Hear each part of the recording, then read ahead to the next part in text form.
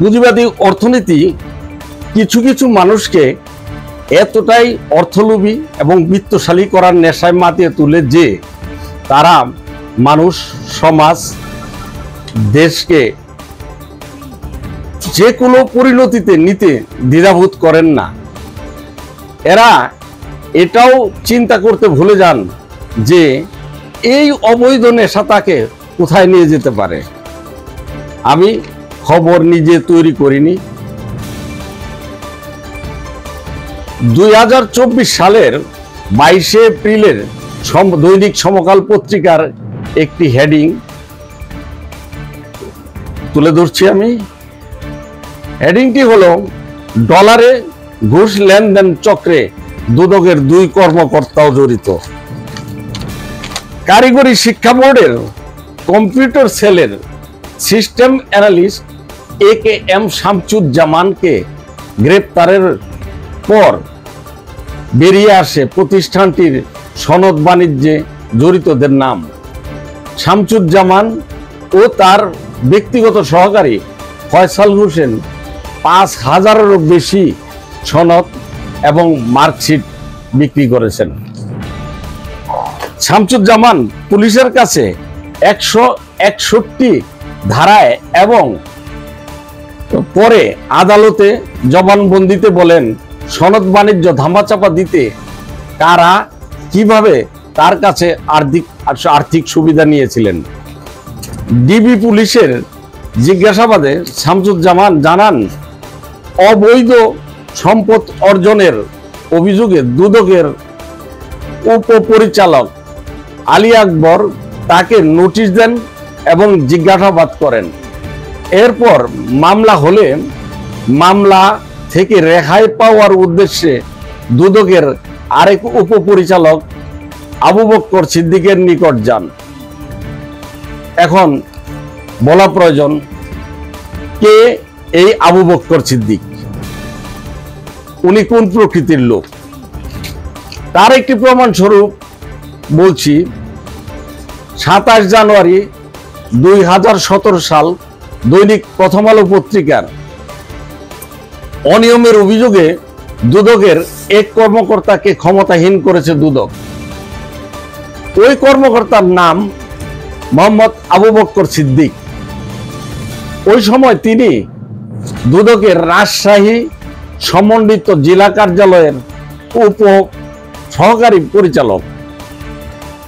দুদকের সচিব আবু মোহাম্মদ মোস্তফা কামাল স্বাক্ষরিত এক অফিস আদেশে আবু বকর সিদ্দিকে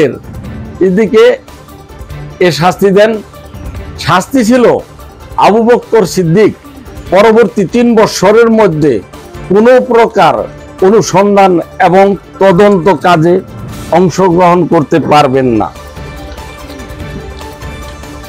তাহলে বুঝতেই পারছেন এই আবু বকর সিদ্দিকের চরিত্র আগে থেকেই দূষিত এবং কলঙ্কিত। আসুন এবার আবু বকর সিদ্দিক এবং শামসুজ্জামান প্রসঙ্গে। আবু বকর সিদ্দিক শামসুজ্জামানের মামলার তদন্ত কর্মকর্তা পরিবর্তনের জন্য 60 লক্ষ টাকা ঘুষ দাবি করেন শামসুজ্জামানের কাছে। তারপর আবু বকরের বাসায় 60 লক্ষ টাকা শামসুজ্জামান নিয়ে যাওয়ার পর আবু বকর সিদ্দিক বলেন যে, না, এটাকে তুমি ডলার বানিয়ে আনো। ডলার বানানোর জন্য তিনি মতিঝিলের মানি এক্সচেঞ্জ অফিসের তারই পরিচিত এক কর্মকর্তার ঠিকানাতে পাঠিয়ে দেন শামসুজ্জামানকে। শামসুজ্জামান পরদিন নির্দেশ মোতাবেক 60 লক্ষ ডলার টাকার সমপরিমাণ ডলার বানিয়ে পরদিন দুদক কার্যালয়ে আবু বকর সিদ্দিকের অফিসে প্রদান করেন। এরপর তদন্ত কর্মকর্তা পরিবর্তন করে গোলাম মৌলাকে তদন্ত কর্মকর্তা নিয়োগ দেন। গোলাম মৌলা আবু বকর সিদ্দিকেরই পূর্ব পরিচিত, জানাশোনা, হয়তোবা তার কোরামেরই লোক। এরপর গোলাম মৌলা শামসুজ্জামানকে গোলাম মৌলার সিদ্ধেশ্বরীর বাসায় ডেকে নেন তথ্য প্রদানের জন্য। এখানেও তিনি বিভিন্ন সাক্ষাৎকারে 3 লাখ, 5 লাখ, 10 লাখ টাকা করে নিয়েছেন। আবু বক্কর গোলাম মৌলা ও শামসুজ্জামানকে তার বাড্ডার বাসায় ডেকে নিয়ে প্রায়ই কথা বলতেন। তদন্ত প্রতিবেদনে অপরাধ প্রমাণিত হয়নি বলে প্রতিবেদন যেদিন দেওয়া হয় সেদিনও তার নিকট থেকে 10 লক্ষ টাকা গ্রহণ করেন।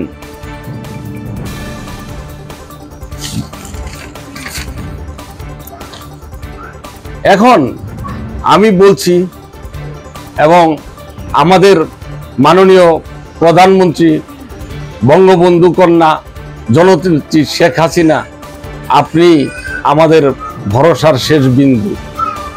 আপনার নিকট আমাদের আকুল আবেদন, দুদকের মধ্য থেকে দুর্নীতির সাথে যত সামান্য জড়িত দাগ পড়েছে এমন লোকদের বের করে দিন এবং এমন ব্যক্তিদের দুদক কার্যালয়ে ঢুকতে দিয়েন না। নিযুক্ত বহু দূরের কথা। মাননীয় প্রধানমন্ত্রী, আপনার অক্লান্ত পরিশ্রম এবং সুদক্ষ সৎ পরিচালনার ফলে যখন দেশ বিশ্বের দরবারে সুনাম অর্জন করছে, এগিয়ে যাচ্ছে, তখন কিছু অসৎ কর্মকর্তা এবং রাজনৈতিক ব্যক্তি দুর্নীতি করে নিজেদের অর্থ সম্পত্তির পাহাড় গড়ে তুলছে। ফলশ্রুতিতে আপনার শ্রম এবং উন্নয়নকে প্রশ্নবিদ্ধ এবং ম্লান করে দিচ্ছে। এদের দৃষ্টান্তমূলক শাস্তি এবং সম্পদ রাষ্ট্রীয় কোষাগারে আনার আবেদন জানাচ্ছি। এই আমাদের আকুল আবেদন। এই অর্থ সম্পদ বঙ্গবন্ধুর স্বপ্নের সোনার বাংলা গড়তে সাহায্য করবে।